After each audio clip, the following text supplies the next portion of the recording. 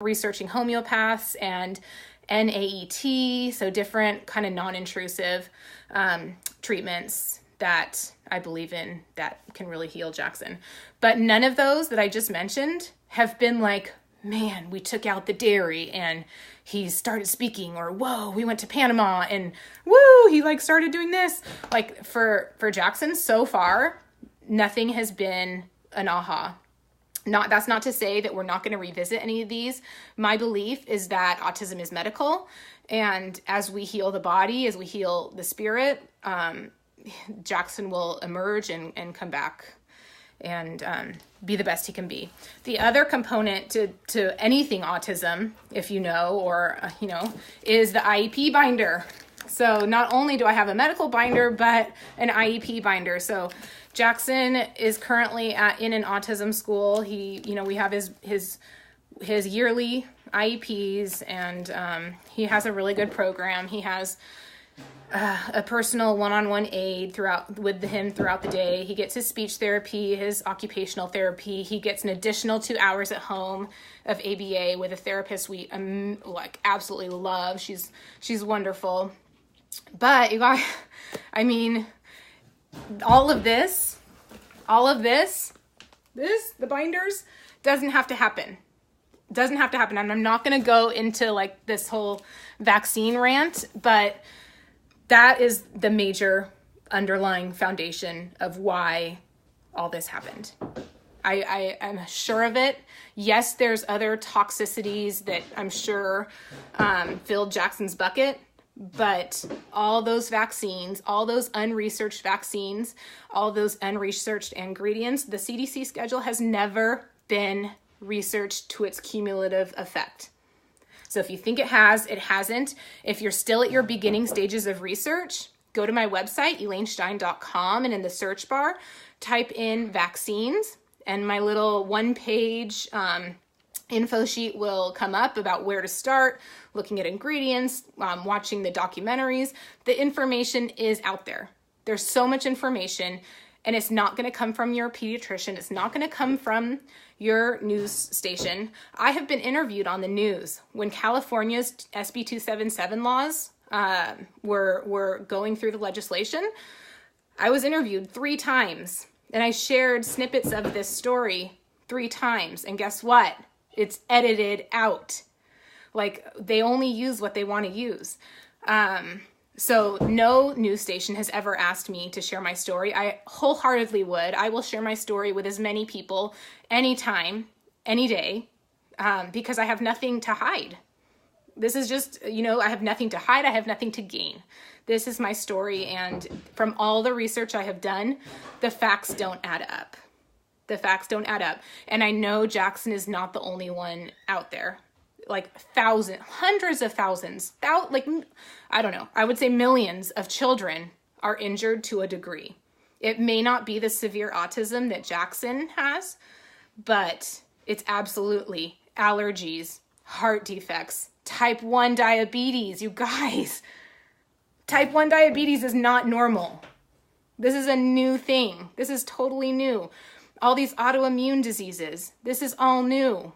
Seizures. Since when are we normalizing seizures? Seizures are not normal. No child should be having seizures. It's so many WTFs. Like, what the fuck? Like, in my mind, I am just amazed that Sophia, that other children are healthy when so many toxins are bombarded and thrown on them. It just boggles my mind. So I'm just speaking from the heart because a friend of mine asked me to type up my story for her blog, and I was sitting at my computer ready to go, and I just wanted to spill it live and just speak from the heart, and then I'll go back and type it up. But the most powerful thing we can do, you guys, is share our stories, because people deserve to hear this information and then do with it what they want. There's always going to be those that are not ready to hear it. But for those who are, that's amazing, because that's who we need to target. That's who deserves to hear this information. Okay. So tag anyone on this post, share this video because, like I said, people deserve to hear this information. As far as where Jackson is, in the past 6 years, he's 8 now. He's a happy boy. He's happy. So I'm like, thank goodness he's happy, but he's nonverbal. He's still in the process of being potty trained. He screams. He self-soothes by like sprinkling things. He does the iPad. Like if he's home a lot, he'll do the iPad, but we do take him out. We take him to the park. We take him grocery shopping because this is Jackson. Like, it's our life. We have to go out and do things. We can't just keep him at home all day. So he's out and about, but he's bigger now. He's 8. If you've seen any of my photos, like it was all easy, put him in the stroller when he's 2 and take him out and about, but he's big now. He's walking. He's just like his own little person. So it is more challenging, like going on outings, because if he doesn't want to do something, he's like 100 pounds. So it's tough to actually, pick him up and move him if that's what need be. But like I said, he's happy. And the reason why I'm able to share my story is because I've worked on myself. So these past 6 years, any parent with autism, I'm sure you know that it's a roller coaster. There's challenging moments at every, sorry, this is weird lighting. There's challenging moments at every turn.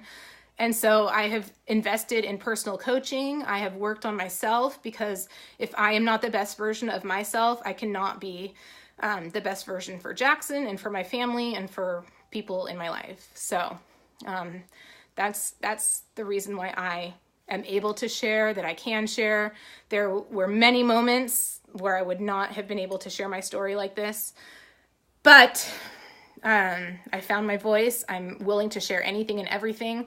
So reach out with questions, type them in the comments here. If you have a vaccine injury story, type it in the comments here. Give me a quick little summary, because let's show people that I am not alone. I am not alone. I know it. My Facebook community, I'm at almost 5,000 friends, and I would say 80 to 90% are of other moms of vaccine injured kids, or dads, or people who know people, or people who have said, follow Elaine Stein or friend her because she talks about this stuff, because you're not going to hear it anywhere else. You're not going to hear it anywhere else. It's the parents. I always do hashtag parents do the work, because we do. We do the work because the medical system failed our families. They failed our families. We are in sick care. We are not in health care. Unless you are really seeking out holistic doctors and alternative treatments, we are in the sick care industry, and they're keeping us sick. And it doesn't have to be that way. It really doesn't. But until enough of us share our stories and enough of our voices are out there, kids will continue to get injured. This cycle will perpetuate, but we can stop this cycle by sharing our stories. So type your story in the comments below if you're not ready to share it on Facebook with a video. I encourage you to do it, because that's what it's going to take. No one can tell me that this didn't happen, because it absolutely did. I have video footage. I have photos of Jackson pre and post. So it absolutely did happen. So I know there's tons and tons of comments. So I'll go back and read them, but please tag other moms. I want moms to know that they're not alone, that I'm here with them. So share this video. I want other families to know that there are treatments. There are treatments. There are many treatments. I haven't even scratched the surface. Some major changes are happening next year, so I'll have more time to devote to my research into, detoxing. And that is my mission for Jackson in 2018, is to find that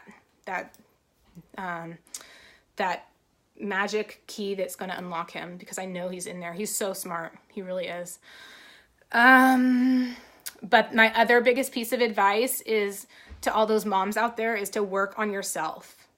Like, if you are trying to help a million other people, your family, your vaccine injured child, and you do not have yourself in alignment in a good vibrational energy, you're not going to be able to help anyone else. It's taken me 6 years of working on myself, and finally, I found my voice. I found my peace, and that's magical.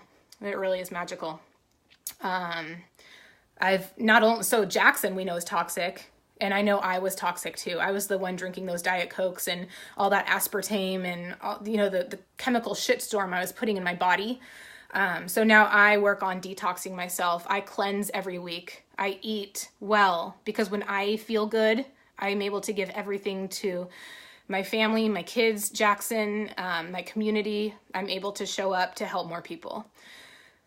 So if you're not cleansing, if you're not detoxing, if you're not getting the junk out, like if you're not cleaning up your environment, cleaning your skincare products, cleaning up your cleaning products, if you're still using Roundup and all that toxic crap in your garden, it's time to do more research, delve in. I never judge anyone because I was there. So I'll never judge anyone because I didn't know. And when someone comes to me, they just, everyone's at their own place in their own journey. And so all we can do is help each other out by sharing our stories, by passing on information, by rising up and being strong. So hope you guys have an awesome Sunday. Ask any questions below. I'm going to be out and about with my family for a little bit, but I'll hop back on to answer questions. My mission is to do more videos, more sharing. I want to go into each treatment that we've done and talk about it and tell about